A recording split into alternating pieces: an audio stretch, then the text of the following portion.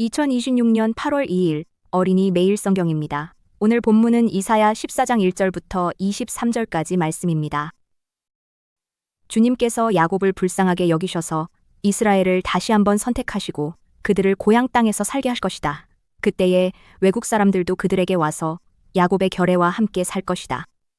여러 민족이 이스라엘 사람의 귀향을 도울 것이며 이스라엘 백성은 주님께서 주신 땅에서 외국 사람을 남종과 여종으로 부릴 것이다. 이스라엘은 자기들을 사로잡았던 자들을 사로잡고 자기들을 억누르던 자들을 다스릴 것이다.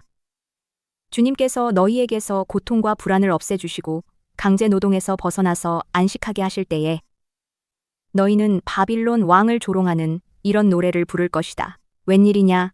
폭군이 꼬꾸라지다니 그의 분노가 그치다니. 주님께서 악한 통치자의 권세를 꺾으셨구나. 악한 통치자의 지팡이를 꺾으셨구나. 화를 내며 백성들을 억누르고 또 억눌러 억압을 그칠 줄 모르더니 정복한 민족들을 억압해도 막을 사람이 없더니 마침내 온 세상이 안식과 평화를 누리게 되었구나. 모두들 기뻐하며 노래 부른다. 향나무와 레바논의 백향목도 네가 망한 것을 보고 이르기를 네가 엎어졌으니 이제는 우리를 뵈러 올라올 자가 없겠구나 하며 기뻐한다. 땅 밑에 스올이 네가 오는 것을 반겨 맞으려고 들떠있고 죽어서 거기에 잠든 세상 모든 통치자의 망령을 깨우며 한때 세상을 주름잡던 그 왕들을 깨운다. 그 망령들이 너에게 한마디씩 할 것이다. 너도 별 수 없이 우리처럼 무력해졌구나. 우리와 똑같은 신세가 되었구나. 너의 영화가 너의 검은 고 소리와 함께 스올로 떨어졌으니 구더기를 요로 깔고 지렁이를 이불로 덮고 있구나. 웬일이냐? 너 아침의 아들 새벽별아. 네가 하늘에서 떨어지다니.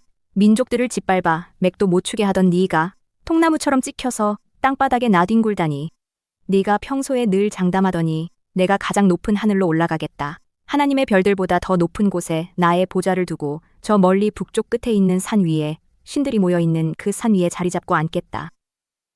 내가 저 구름 위에 올라가서 가장 높으신 분과 같아지겠다 하더니 그렇게 말하던 네가 스올로 땅 밑 구덩이에서도 맨 밑바닥으로 떨어졌구나. 너를 보는 사람마다 한때 왕노릇하던 너를 두고 생각에 잠길 것이다. 이 자가 바로 세상을 뒤흔들고 여러 나라들을 떨게 하며 땅을 황폐하게 만들며 성읍을 파괴하며 사로잡힌 사람들을 제 나라로 돌려보내지 않던 그 자인가? 할 것이다. 다른 나라의 왕들은 모두 화려한 무덤에 누워있는데 너는 무덤도 없이 오물처럼 버려져 칼에 찔려 죽은 군인들의 시체 더미 밑에 깔려있다가 지하 세계의 밑바닥으로 내려갈 것이다. 너의 시체를 사람들이 짓밟을 것이다. 네가 너의 나라를 황폐하게 하고 너의 백성을 죽였으니 너는 왕들과 함께 묻히지 못할 것이다. 너의 자손도 이 세상에서 살아남지 못할 것이다. 사람들아, 조상들의 죄를 물어야 하니 그 자손을 학살할 준비를 하여라. 그들이 일어나 땅을 차지하지 못하도록 막아라. 그들이 이 땅 위에 성읍의 기초를 놓지 못하도록 막아라. 만군의 주님께서 말씀하신다. 내가 일어나 바빌론을 치겠다. 내가 바빌론을 멸하겠다. 그 명성도 없애고 살아남아서 바빌론의 이름을 이어갈 자도 하나도 남기지 않고 멸종시키겠다. 주님께서 하신 말씀이다. 또 내가 그 도성 바빌론을 고슴도치의 거처가 되게 하고 무릉덩이로 만들며 멸망의 빗자루로 말끔히 쓸어버리겠다. 만군의 주님께서 하신 말씀이다. 이제 오늘 말씀을 어린이 눈높이로 함께 생각해 보겠습니다. 친구들, 안녕. 오늘 말씀 해설 시간에 온 걸 환영해요. 자, 오늘 우리가 함께 살펴볼 이야기는요. 정말 가슴이 뻥 하고 뚫리는 아주 시원한 사이다 같은 이야기예요. 바로 오늘 본문 이사야 14장에 나오는 하나님의 위대한 역전에 대한 엄청난 이야기거든요. 자, 어떤 흥미진진한 비밀이 숨어 있는지 바로 들어가 볼까요? 다들 한번 상상해 보세요. 학교나 동네에서 엄청 크고 무서운 애가 아무 이유도 없이 나를 매일매일 괴롭히는 거예요. 아무리 도망치려 해도 안 돼서 매일 밤 엉엉 울고 있는데 그때 갑자기 세상에서 제일 힘이 센 보호자가 짠 하고 나타나서 내 아이 건드리지 마 하고 나를 딱 구해준다면 와, 진짜 눈물 날 만큼 안심되고 너무 기쁘겠죠? 사실 오늘 우리가 읽을 말씀 속에 나오는 이스라엘 백성들이 딱 이런 무서운 상황이었어요. 아주 무시무시한 바벨론이라는 나라한테 엄청난 괴롭힘을 당하고 있었거든요. 첫 번째, 1번, 우리를 다시 품어주시는 하나님, 바로 이스라엘의 회복입니다. 당시 바벨론의 포로로 끌려갔던 이스라엘 백성들은 하루하루를 눈물과 슬픔, 불안 속에서 살아야 했어요. 아침부터 밤까지 쉴 틈도 없이 채찍질을 맞아가며 아주 심한 노동을 해야만 했죠. 진짜 지옥 같았을 거예요. 그쵸? 하지만 하나님은 그 끔찍한 고통을 다 끝내시고 백성들에게 아주 달콤한 쉬는 시간, 즉 진짜 안식과 평안을 주시겠다고 약속하십니다. 그 놀라운 약속이 바로 이사야 14장 1절 말씀에 아주 잘 나와 있어요. 제가 읽어줄게요. 여호와께서 야곱을 불쌍히 여기셔서 다시 한번 이스라엘을 선택하시고, 와, 여기서 제일 멋진 포인트가 뭔지 알아요? 바로 하나님은 자기 자녀들을 절대 never 포기하지 않으신다는 거예요. 비록 이스라엘이 잘못을 해서 혼나긴 했지만 하나님은 그들이 아파하는 걸 너무 불쌍히 여기시고 다시 꼭 끌어안아서 집으로 데려오시겠다고 약속하시는 거죠. 두 번째, 2번 이스라엘, 포로에서 주인으로. 놀라운 역전의 은혜입니다. 아까 이스라엘 백성들이 바벨론에서 종살이를 하고 있었다고 했죠? 그런데 이사야 14장 2절을 보면 진짜 믿기 힘든 일이 일어나요. 오히려 다른 여러 민족들이 이스라엘을 든든하게 호위해서 고향으로 데려다 준다는 거예요. 게다가 이스라엘을 막 억압하고 괴롭혔던 그 사람들을 이제는 반대로 이스라엘이 다스리게 될 거라고 말씀하십니다. 포로에서 주인으로 입장이 완전히 180도 바뀌어버린 거죠. 우리는 이 어마어마한 반전을 바로 위대한 역전이라고 부릅니다. 자, 여기서 정말 중요한 사실 하나.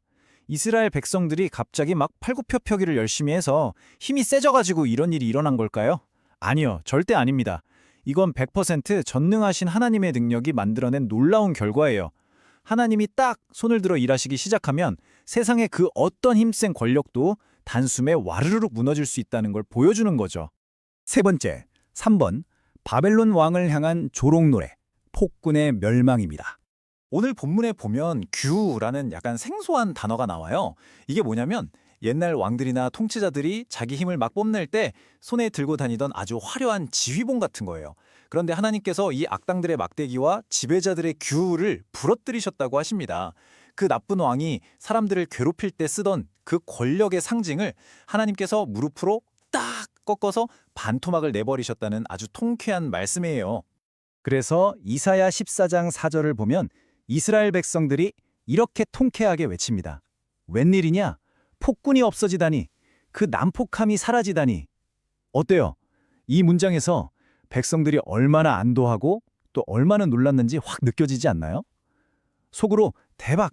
세상에서 제일 무섭고 영원히 안 끝날 것 같던 그 골목대장이 드디어 사라졌어! 하면서 막 폴짝폴짝 등에 소리 지르고 있는 거예요. 근데 재미있는 건 사람만 기뻐하는 게 아니란 사실이에요. 오늘 본문을 자세히 보면 레바논의 백향목이나 향나무 같은 자연 전체가 덩실덩실 춤을 추고 있어요. 왜 그럴까요?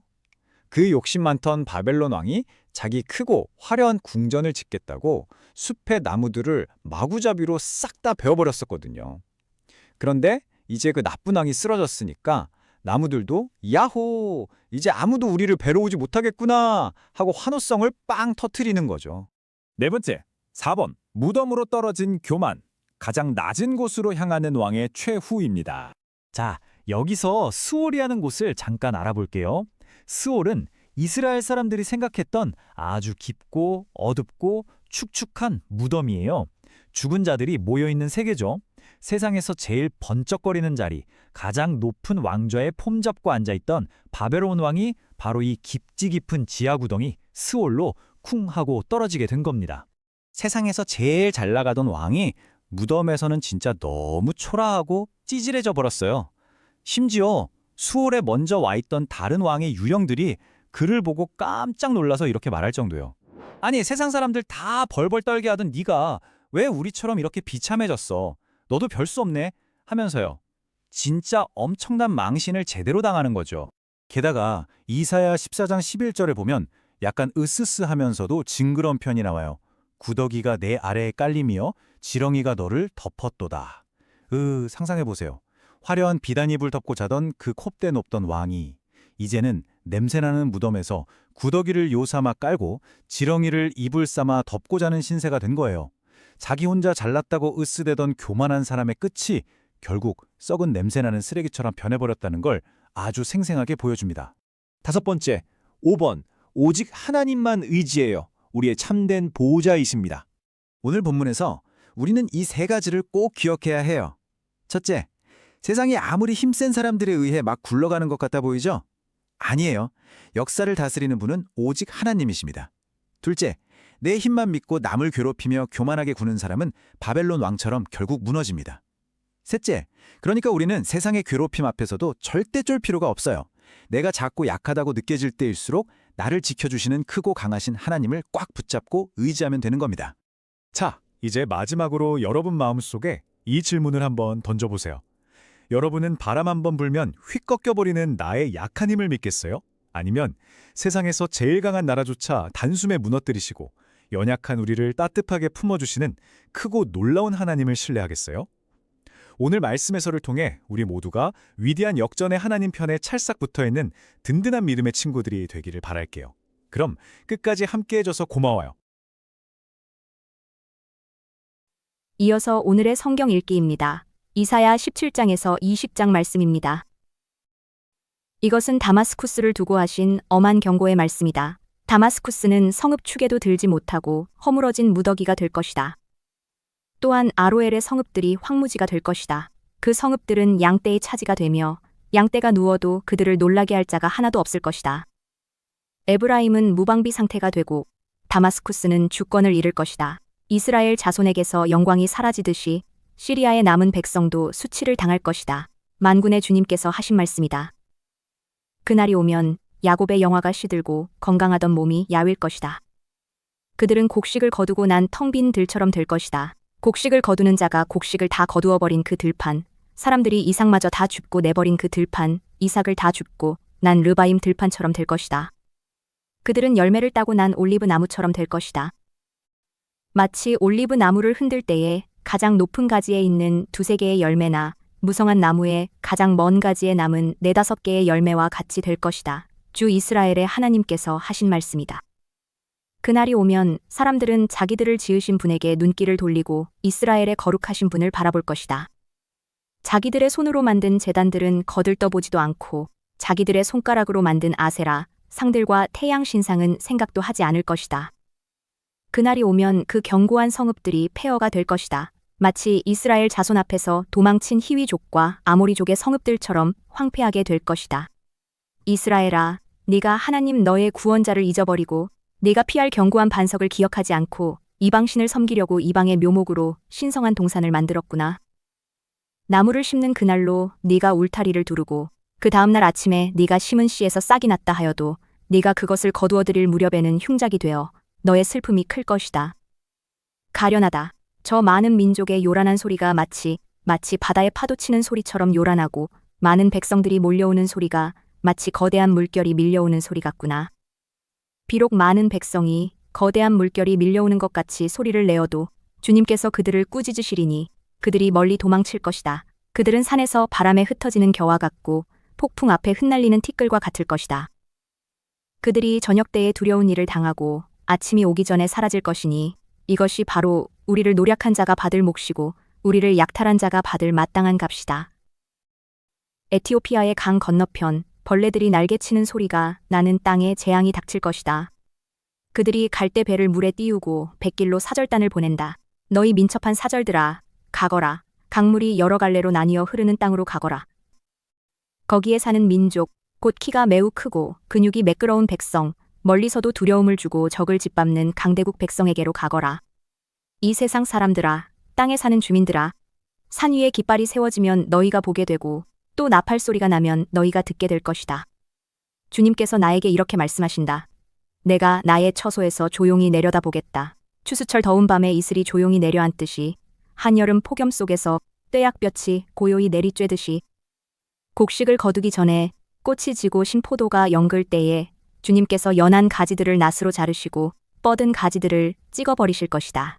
산의 독수리들과 땅의 짐승들이 배불리 먹도록 그것들을 버려두실 것이니 독수리가 그것으로 여름을 나고 땅의 모든 짐승이 그것으로 겨울을 날 것이다. 그때에 만군의 주님께서 예물을 받으실 것이다. 강물이 여러 갈래로 나뉘어 흐르는 땅, 거기에 사는 민족, 곧 키가 매우 크고 근육이 매끄러운 백성, 멀리서도 두려움을 주고 적을 짓밟는 강대국 백성이 만군의 주님께 드릴 예물을 가지고 만군의 주님의 이름으로 일컫는 곳 시온산으로 올 것이다. 이것은 이집트를 두고 하신 엄한 경고의 말씀이다. 주님께서 빠른 구름을 타고 이집트로 가실 것이니 이집트의 우상들이 그 앞에서 떨고 이집트 사람들의 간담이 녹을 것이다. 내가 이집트 사람들을 부추겨서 서로 맞서 싸우게 하겠다. 형제와 형제가, 이웃과 이웃이, 성읍과 성읍이, 왕권과 왕권이 서로 싸우게 하겠다. 그래서 이집트 사람들의 길을 죽여놓겠다. 내가 그들의 계획을 무산시켜버리면 그들은 우상과 마술사와 신접한 자와 무당을 찾아가 물을 것이다. 내가 이집트를 잔인한 군주의 손에 넘길 것이니 폭군이 그들을 다스릴 것이다. 주님, 곧 만군의 주님께서 하신 말씀이다. 나일 강이 마를 것이다. 강바닥이 바싹 마를 것이다. 강에서는 악취가 나며 이집트 시냇물의 물 깊이가 얕아져 마르겠고 파피루스와 갈대도 시들어버릴 것이다. 나일 강 가와 어귀의 풀밭과 강변에 심은 모든 나무가 말라서 바람에 날려 사라지고 말 것이다. 나일강에서 고기를 잡는 어부들이 슬퍼하며 통곡하고 나일강에 낚시를 던지는 모든 낚시꾼과 강에 그물을 치는 사람들이 잡히는 것이 없어서 고달파할 것이다. 가는 배를 짜는 사람이 배 짜는 일을 그만두고 흰 천을 짜는 사람도 실망하여 천 짜는 일을 그칠 것이다. 옷 만드는 사람들이 낙심하니 모든 품꾼의 마음에도 병이 들 것이다. 소환의 지도자인 너희는 어리석기만 하고 지혜롭다고 하는 바로의 참모인 너희도 어리석은 제안만을 하고 있으니 어찌 바로에게 너희가 옛 현인들과 옛 왕들의 후예라고 감히 말할 수 있겠느냐? 이집트의 임금아, 너를 섬기는 현인이 어디에 있느냐? 그들을 시켜서 만군의 주님께서 이집트에 대하여 무엇을 계획하셨는지를 알게 하여 너에게 보이라고 하여라. 소안의 지도자들은 어리석은 사람들이다. 멤피스의 지도자들은 제 꾀에 속고 있다. 이집트의 주춧돌들인 지파들이 이집트를 그릇된 길로 이끌었다. 주님께서 친히 그들에게 마음을 혼란시키는 영을 부으셔서 그들이 이집트를 잘못 다스리게 하셨다. 그래서 마치 취한 자가 토하면서 비틀거리듯 이집트를 그 꼴로 만들었다. 그러므로 이집트에서는 되는 일이 없고 우두머리나 말단에 있는 사람이나 종려나무처럼 귀한 자나 갈대처럼 천한 자나 가릴 것 없이 모두 쓸모가 없이 될 것이다. 그날이 오면 이집트 사람이 마치 겁 많은 여인처럼 되어 만군의 주님께서 그들 위에 팔을 펴서 휘두르시며 심판하시는 것을 보고서 두려워하며 떨 것이다. 이집트 사람은 유다 땅을 무서워할 것이다. 만군의 주님께서 그들을 치려고 세우신 계획을 상기할 때마다 유다라는 이름만 들어도 모두 무서워할 것이다. 그날이 오면 이집트 땅의 5 성읍에서는 사람들이 가나안 말을 하며 만군의 주님만을 섬기기로 충성을 맹세할 것이다. 그 5 성읍 가운데서 한 성읍은 멸망의 성읍이라고 불릴 것이다. 그날이 오면 이집트 땅 한가운데에 주님을 섬기는 제단 하나가 세워지겠고 이집트 국경지대에는 주님께 바치는 돌기둥 하나가 세워질 것이다. 이 제단과 이 돌기둥이 만군의 주님께서 이집트 땅에 계시다는 징표와 증거가 될 것이다. 그래서 그곳 백성이 압박을 받을 때에 주님께 부르짖어서 살려주실 것을 간구하면 주님께서 한 구원자를 보내시고 억압하는 자들과 싸우게 하셔서 백성을 구원하실 것이다. 주님께서는 이렇게 자신을 이집트 사람에게 알리실 것이며 그날로 이집트 사람은 주님을 올바로 알고 희생제물과 번제를 드려서 주님께 예배하고 또 주님께 서원하고 그대로 실천할 것이다. 주님께서 이집트를 치시겠으나 치시고 나서는 곧바로 어루만져 낫게 하실 것이므로 그들이 주님께로 돌아오고 주님께서는 그들의 간구를 들으시고 그들을 고쳐주실 것이다. 그날이 오면 이집트에서 아시리아로 통하는 큰 길이 생겨 아시리아 사람은 이집트로 가고 이집트 사람은 아시리아로 갈 것이며 이집트 사람이 아시리아 사람과 함께 주님을 경배할 것이다. 그날이 오면 이스라엘과 이집트와 아시리아 이 세 나라가 이 세상 모든 나라에 복을 주게 될 것이다. 만군의 주님께서 이 세 나라에 복을 주며 이르시기를 나의 백성 이집트야 나의 손으로 지은 아시리아야 나의 소유 이스라엘아 복을 받아라 하실 것이다. 아시리아 왕 사르곤이 보낸 다르단 장군이 아스돗으로 와서 아스돗을 점령하였다. 그 해에 주님께서 아모스의 아들 이사야를 시켜서 말씀하셨다. 주님께서 이사야에게 말씀하시기를 허리에 두른배 옷을 벗고 발에서 신을 벗으라고 하셨다. 그래서 이사야는 말씀대로 옷을 벗고 맨발로 다녔다. 그때에 주님께서 말씀하셨다. 나의 종 이사야가 3년 동안 벗은 몸과 맨발로 다니면서 이집트와 에티오피아에게 표징과 징조가 된 것처럼 아시리아 왕이 이집트에서 잡은 포로와 에티오피아에서 잡은 포로를 젊은이나 늙은이 할 것 없이 모두 벗은 몸과 맨발로 끌고 갈 것이니 이집트 사람이 수치스럽게도 그들의 엉덩이까지 드러낸 채로 끌려갈 것이다. 그리하여 에티오피아를 의지하던 자들과 이집트를 그들의 자랑으로 여기던 자들이 두려워하고 부끄러워할 것이다. 그날이 오면 이 해변에 사는 백성이 이렇게 말할 것이다. 우리가 의지하던 나라, 아시리아 왕에게서 구해달라고, 우리를 살려달라고 도움을 청한 나라가 이렇게 되었으니 이제 우리가 어디로 피해야 한단 말이냐? 이제 5분 동안 눈을 감고 하나님께 마음을 이야기해 보세요. 예수님이 살아계신 것을 믿으며 오늘도 용기 있게 살게 해달라고 기도해요.